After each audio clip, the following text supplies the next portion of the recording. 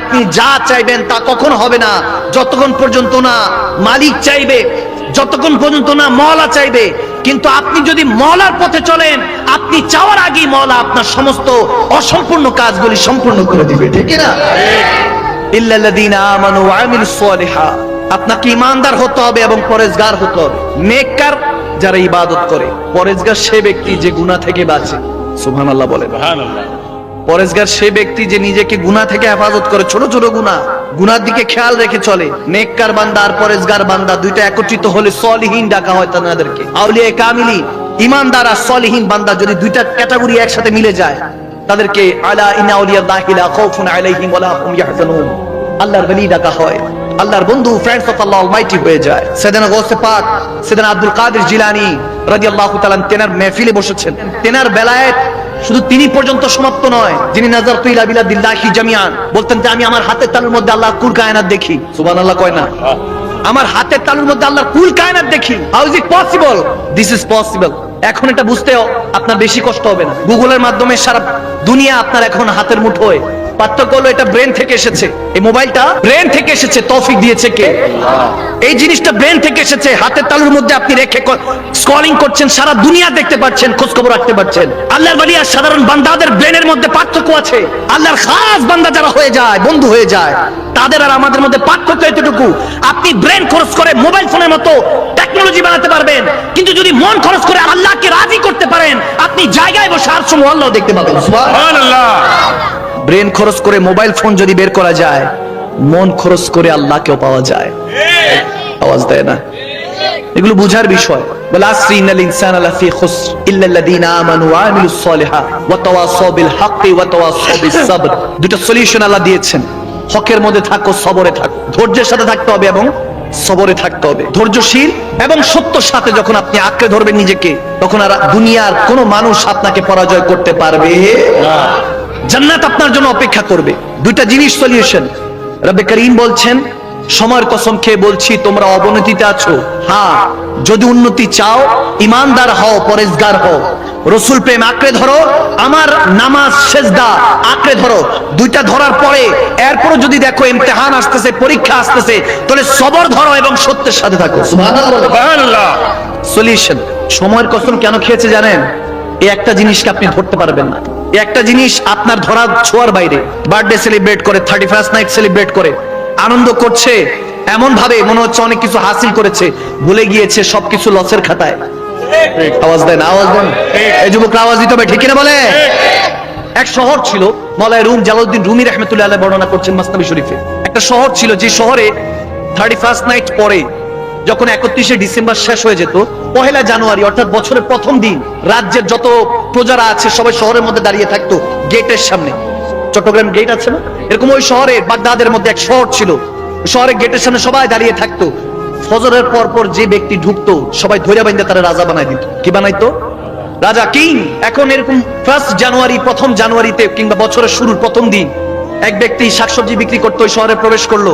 সবাই ধরে বাইন্দা বলে আপনাকে রাজা হতে হবে, বাদশাহ হতে হবে। বলে না, আমি কেন বাদশাহ হবো, কিসের জন্য হবো? প্রথম কিন্তু একটু লোভ আসছে, পরে আবার ভয় পাচ্ছে। সে চিন্তা করে বলতেছে না, হবো না। বলে না, হতে হবে, আপনি না করলেও কোনো লাভ নেই, আপনাকে জোর জবরদস্তি হতেই হবে।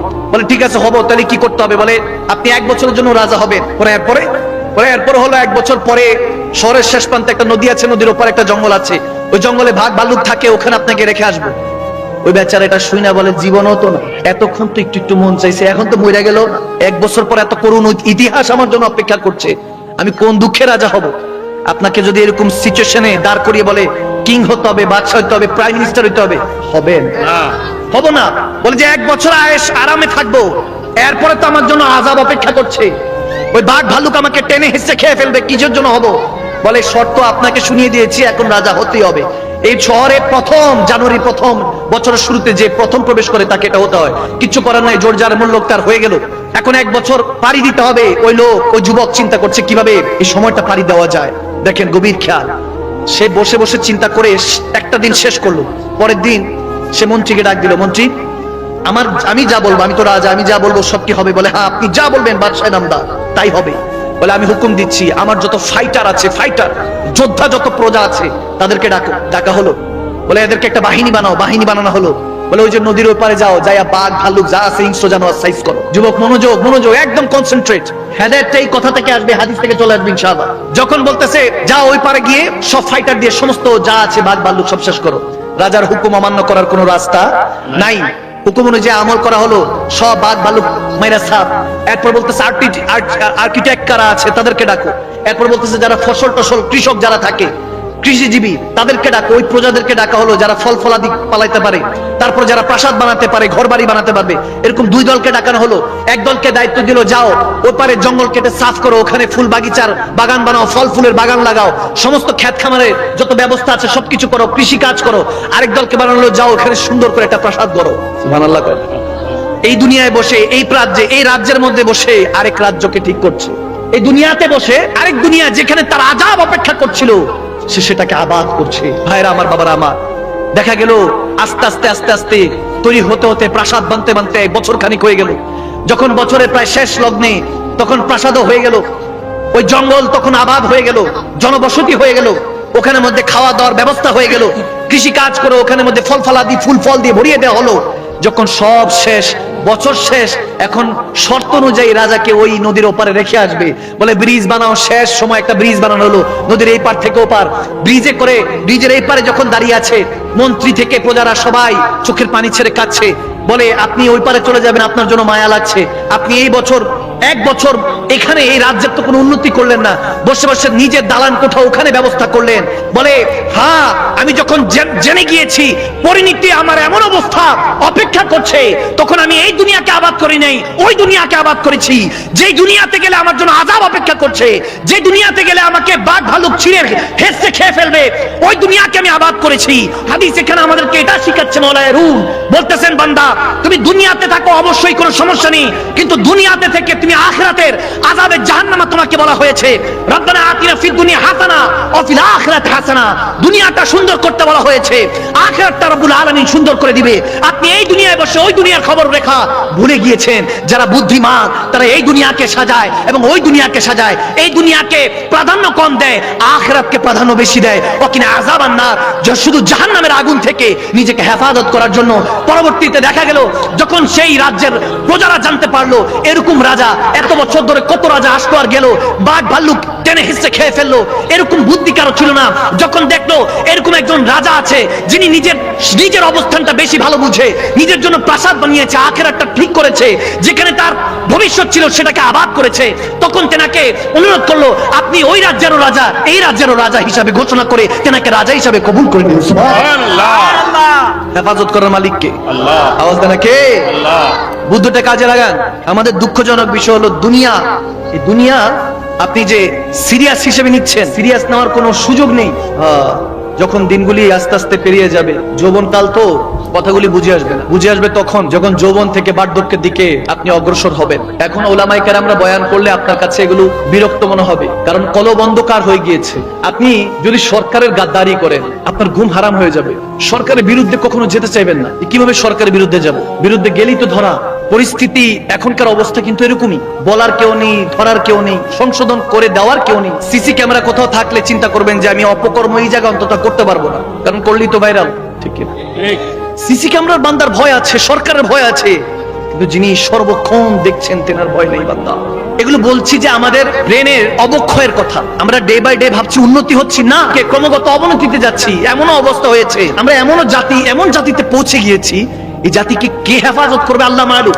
আপনি কোরআন শোনার কথা কে শুনতে চায়? মনোযোগ দিয়ে 10টা মিনিট শোনার বান্দা এখন কমে যাচ্ছে। নাটক সিনেমা বলেন, ঘন্টার পর ঘন্টা দেখবে, বিনোদন তো কখনো হাসছে কখনো কাঁদছে, ওগুলোর মধ্যে ডুবে আছে। একটা ছেলে একটু যৌবন বয়স, যুবক বয়সে ঢুকলে তার মাথার মধ্যে ঢুকতে সারাক্ষণ চিন্তায় থাকে এটা কতদিন আর সিঙ্গেল থাকবে। এরকম আছে না সমাজে? যুবকদের মাথার মধ্যে সারাক্ষণ একটাই চিন্তা, কখন ডাবল হবো। অথচ যুবক যুবতীরা এটা ভুলে গিয়েছে যত রকম ভালোবাসার কথা বলনে বালার মানুষগুলি দুনিয়াতে আছে, তাদেরকে যদি বলি যখন আসল ভালোবাসার সময় হবে, যখন আমি সর্বোচ্চ বিপদে থাকবো, যখন মালাকুল মউত আমার কাছে থাকবে, মৃত্যু আমার সামনে থাকবে, আমাকে যখন হাতছানি দিয়ে কবরে চলে যেতে বলা হবে এই দুনিয়া থেকে, আমাকে টাটা গুড বাই দিয়ে দিবে, ওই সময় ভালোবাসার মানুষকে যদি বলি মালাকুল মউত থেকে হেফাজত করো, তখন ভালোবাসার মানুষকে চেনা যাবে। তখন বলবে যে সম্ভব না, উই ক্যান ডু দিস, আমরা এটা করতে পারবো না, আমাকে হেফাজত করে পারবো না। বলে ঠিক আছে, একদিন না, কবরে 1 ঘন্টা থাইকো, একটা ঘন্টা থাইকো, বুকে হাত দিয়ে যুবক বলুন, আমার মা বোনরা ভাই বাবারা বুকে হাত দিয়ে বলেন, যত আপন হোক, যত ভালোবাসার মানুষ হোক, কবরে আপনার সাথে একটা ঘন্টা থাকবে? থাকবে? এলো ভালোবাসা, সস্তা দুনিয়ার ব্যস্ত ভালোবাসা। আপনি চলে যাবেন, ভাবছেন দুনিয়া আপনার জন্য ওয়েট করবে, না না, দুনিয়া দুনিয়ার মতো চলবে। আপনি চলে যাবেন, আপনাকে যারা ভুলে যাওয়ার ভুলে যাবে। দু চারজন মনে রাখবে যাদের সাথে আপনার রক্তের কানেকশন ছিল, যার সাথে আপনার ছোটবেলা থেকে বড় হয়েছেন, এরকম মানুষগুলি একটু মনে করবে। এছাড়া আর কেউ মনে রাখবে না। স্বার্থপরের দুনিয়ায়, স্বার্থের চর্চায়, নিজেদের কামড়ায় বর্তমান পরিস্থিতি আমাদের এরকম চলছে। মানুষ কেউ ভালো নেই, কোথাও কেউ ভালো নেই। কেন ভালো নেই জানেন? কারণ আপনার এই ভরসাটুকু অন্তরের মধ্যে নেই যে ইন্না মা'আল উসরি ইউসরান, দুঃখের পরই তো নিশ্চয়ই আল্লাহ সুখটা দেন। এই ভরসা চলে যাচ্ছে। আমাদের অবক্ষয়গুলি কিভাবে নেমে আসতেছে দেখেন। আপনার এই জন্য ব্যবসায় বরকত নাই, চাকরিতে বরকত নেই, আর ব্ল্যাক ম্যাজিক, কালো জাদু, জাদু টোনাটা এখন অহরহ হয়ে গেছে। আমার কাছে অসংখ্য ফোন আসে, হুজুর মনে হয় বান দিছে, কোন কালো জাদু করছে। এখন তো আমাদের এমন অবস্থা, অন্যর উন্নতি দেখতে পাই না, খালি টেনে হেসে নিচে নামিয়ে দেয়। আপনি উন্নতি করতে চান, আপনি যার কাছে পরামর্শ নিতে যাবেন সে আপনার ক্ষতি করবে। আপনার যারা ক্ষতি করে, আপনার যারা গীবত করে, আপনার যারা ক্রিটিসাইজ করে, সমালোচনা করে, তারা বেশি পর না, নিশ্চয়ই আপনার আপন ছিল কোনো একটা সময়। তারাই দেখবেন আপনার খুঁতগুলি ধরবে, ভুলগুলি বলবে। অনেক যোদ্ধারা, অনেক জীবনে অনেক দেখেছে এরকম ফাইটাররা দুনিয়া জয় করতে পারতো, আপনজনরা যখন পিছন দিকে এসে খানজার ছুরিটা মারে, ওখানে শেষ হয়ে যায়। কারণ আপন উপর ভরসা করে, চিন্তা করে আপন কি আর আমাকে ধোকা দিবে, আমার আপন আমার রক্ত কি ধোকা দিবে? কিন্তু ধোকাটা সে আপনরাই দেয়, আওয়াজ দেয় না, ঠিক না? যেখানে বিশ্বাস করবেন সেখানেই ধোকা পাবেন। ধোকা পেয়ে বোকা হবে। এই দুনিয়াতে আপনাকে চলতে হবে আল্লাহ রাসূলের আদালত অনুযায়ী। আপনি যতক্ষণ পর্যন্ত এই রাস্তায় আসবেন না, ততদিন দুনিয়া আপনাকে ধোকা দিতে থাকবে আর বোকা বানাতে থাকবে, ঠিক না? কেউ আটকাবেন না এখনকার যুবকদের। আপনি আটকাবেন, সামনে না করলে পিছনে করবে। কতক্ষণ আটকাবেন? আপনি এখান থেকে আটকাবেন, মোবাইল ফোনে আপনি আটকাবেন, পিছন দিক দিয়ে গিয়ে আরেকটা মোবাইল ফোন কিনে ওখানের মধ্যে কথা শুরু হয়ে যাবে। এখনকার জেনারেশনদেরকে হেফাজত করতে হলে অবশ্যই কোরআন সুন্নাহর সবক দিতে হবে, দরজ দিতে হবে। এই দরজটা না দিলে মুসলিম উম্মাহ আলাদা হয়ে যাচ্ছে, পথভ্রষ্ট হয়ে যাচ্ছে। অবস্থান পরিবর্তন তখন হবে যখন খালিস দিলে অন্তর থেকে আপনি তওবা করে ফিরে আসবে। আপনার পরিবর্তন সেখান থেকে শুরু হবে। নামাজ পড়ছেন, বড়দের সম্মান করছেন, ছোটদের স্নেহ করছেন, আন্ডারস্ট্যান্ডিং এখনো বুঝেন না, তাহলে কোনো লাভ হবে না। আপনাকে ওটাও খেয়াল রাখতে হবে যে মুখ থেকে স্মেল বেরোচ্ছে কিনা, দুর্গন্ধ বেরোচ্ছে কিনা। আপনাকে ওই ভদ্রটুকুন শিখতে হবে। মুসলমান ভদ্রতার জন্য, নিজের বিহেভিয়ার জন্য মুসলমান সারা পৃথিবীর মধ্যে রাজত্ব করতে পেরেছিল। একটা মুসলমানকে আপনি সম্মান দিয়ে দেখুন না, দেখবেন যে আপনাকে বাড়িতে এনে ডেকে তারপর খাওয়াবে, ঠিক না? আর চট্টগ্রামে তো আমি এটা অহরহ দেখি, যাকে ভালোবাসে একেবারে লোটা থেকে শুরু করে বদনা থেকে শুরু করে সব দিয়ে দেয়। কারণ বড় হওয়ার কারণ আছে, বারোয়ালিয়া শহর তো। এই হৃদয়ের মধ্যে ভালোবাসাগুলি আল্লাহর ওয়ালিরা শিখিয়েছেন। আর আল্লাহর ওয়ালিদেরকে শিক্ষা দান করেন কে? আল্লাহ শিখিয়েছেন আল্লাহর ওয়ালিদের মাধ্যমে আমাদের অন্তরের মধ্যে ভালোবাসা। তো যেই শহরে আল্লাহর ওয়ালিরা আসেন, ওই শহরটা রহমতে ভরে যায়। ওই শহরের মধ্যে আল্লাহ যদি আযাব গজব নাজিল করে, ওলি আল্লাহদের উসিলায়, নেককার বান্দাদের উসিলায় আল্লাহ আযাব গজবগুলি তুলে নেয়। সুবহানাল্লাহ বলেন না? সুবহানাল্লাহ। কত সাইক্লোন, তুফান, 8 নম্বর 10 নম্বর বিপদ সংকেত এই চট্টগ্রামে উঠে শুনি, কিন্তু কিছুই হয় না। মাশাআল্লাহ, আল্লাহ হেফাজত করেন। এগুলোর কারণ, একমাত্র কারণ হলো আল্লাহর ওয়ালিদের বদৌলত। এই শহরে আপনারা বসবাস করেন, আপনাদেরও বড় দায়িত্ব আছে। যারা মক্কায় বসবাস করে তাদের যেমন দায়িত্ব, মদিনায় যারা বসবাস করে তাদের যেমন দায়িত্ব, তেমনি ভাবে ওলি আল্লাহদের শহরে যারা বসবাস করে তাদেরও অনেক দায়িত্ব। ওই দায়িত্ব থেকে এই যুবকরা আজকে যারা মাহফিল সাজিয়েছে তারা হয়তো জানেও না, কিন্তু ওই দায়িত্বটা পালন করলো তারা। সুবহানাল্লাহ। ইরাদা করেন না একবার, ইন্নামা আমালু বিন নিয়াত, নিয়তের উপরই তো বরকত। বুখারী শরীফের প্রথম হাদিস। আর কিছু লাগবে না, আপনি নিয়তটা সহি করুন, শুধু সহি করুন যে আজকে থেকে পরিবর্তন হয়ে যাবে ইনশাআল্লাহ।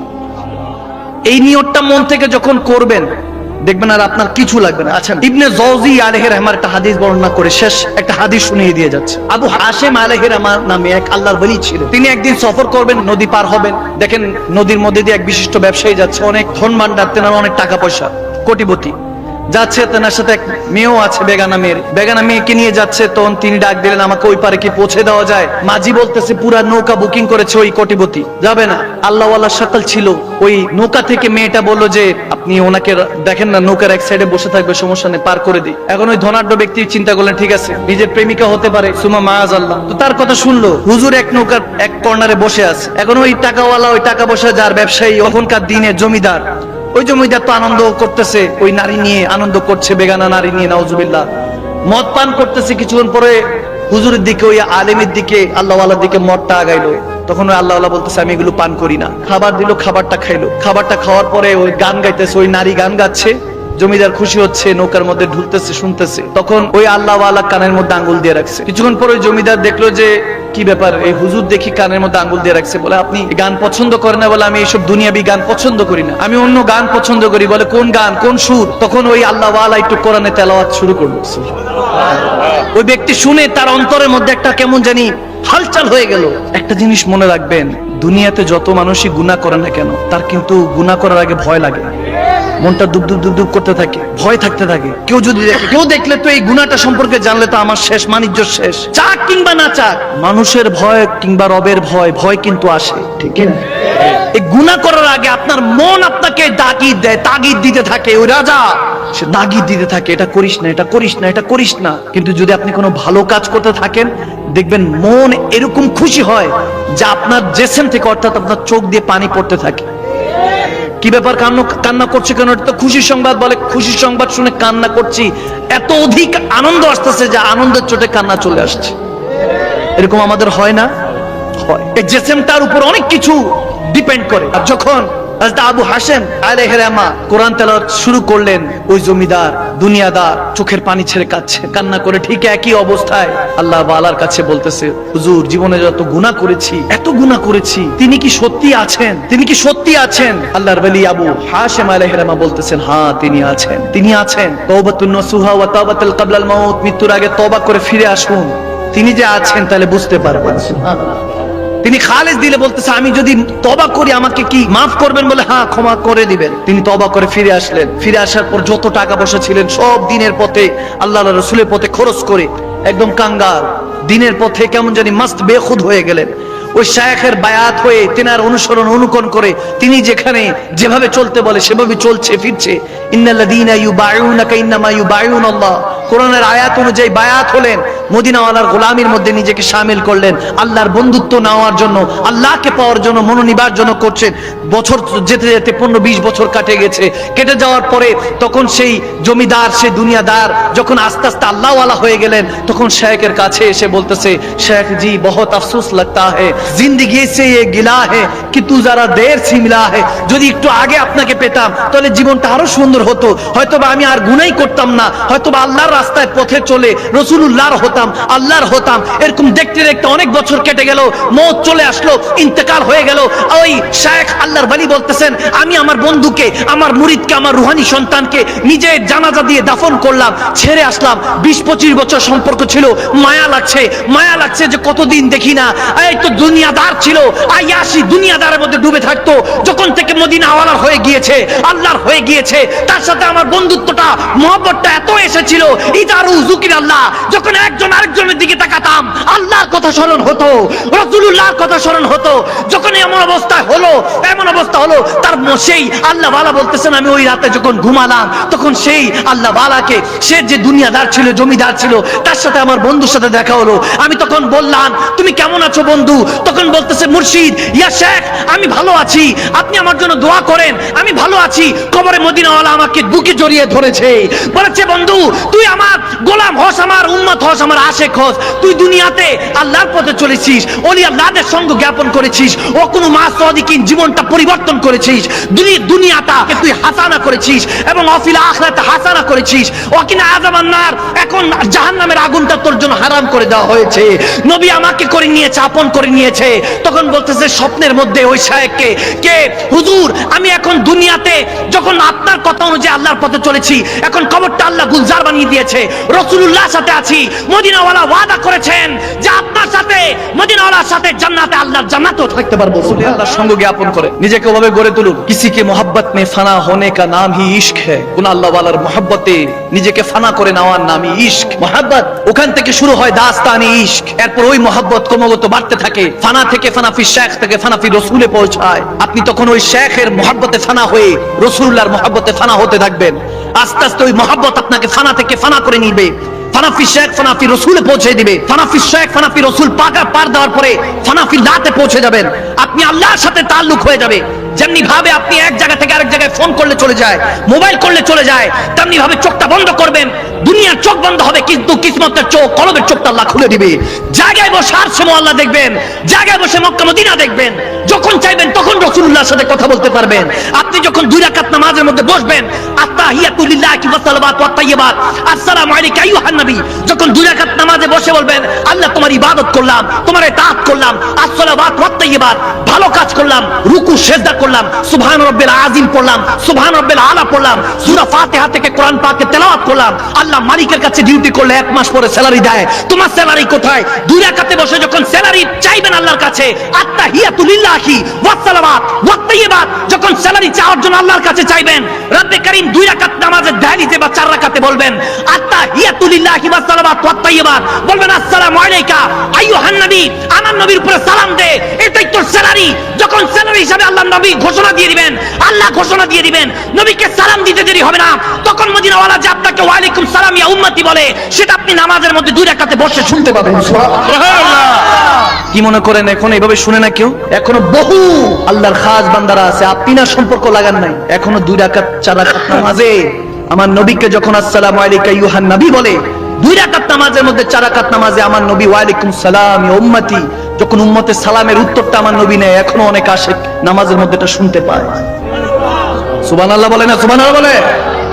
দেখে দেখেন না, আপনি তো নামাজ আপনার কাছে মনে হয় তামাশা। নাউজুবিল্লাহ, আপনি তো ইবাদতের গুরুত্বই বুঝেন না। দুনিয়ার মধ্যে ডুবে থাকা যুবক, PUBG, free fire, Facebooking, YouTubing, যত রকম সোশ্যাল মিডিয়ার মধ্যে ডুবে থাকা যুবকরা আছে, তাদের উদ্দেশ্যে বলছি, আপনি এখনো জানেন না আমার নবী বলেন 2 রাকাত নামাজের সওয়াব কতটুকু জানেন? শুধু 2 রাকাত নামাজের সওয়াব, জীবনে যদি এরকম 2 রাকাত একবার পড়তে পারেন, জিবরিল আমিনের 70,000, হাদিসে এসেছে 600 থেকে 700 ডানা, যেটা জিবরিল আমিনের পাখা আছে, ডানা আছে, ওই ডানা দিয়ে 50 থেকে 70,000 বছর একবারই দিয়ে জান্নাত পর্যন্ত প্রদক্ষিণ করবে। অতটুকু জান্নাতের অতটুকু জায়গার সওয়াব আল্লাহ সেই নামায় আমলে দিয়ে দেয় যে 2 রাকাত নামাজ পড়ে।